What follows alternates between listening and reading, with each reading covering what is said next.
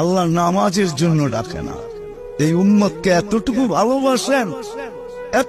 ভালোবাসেন যে আল্লাহ কথা বলার জন্য ডাকেন, নামাজের জন্য ডাকেন না। এই জন্যই মনে হয় কিতাবালা লেখছে মুসাল্লি উনাজি রব্বা, নামাজি আল্লাহর সাথে কথা বলে।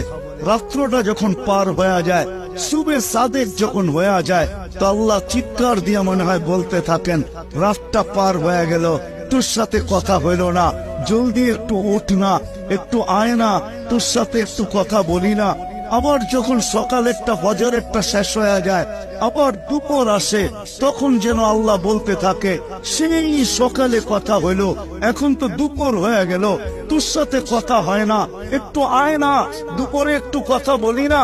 দুপুর যখন গণায় আসর বিকাল হয়, তো আল্লাহ আবার ডাকে, সেই দুপুরে কথা হইল, এখন তো বিকাল হয়ে গেল, আয় না, তোর সাথে একটু কথা বলি না।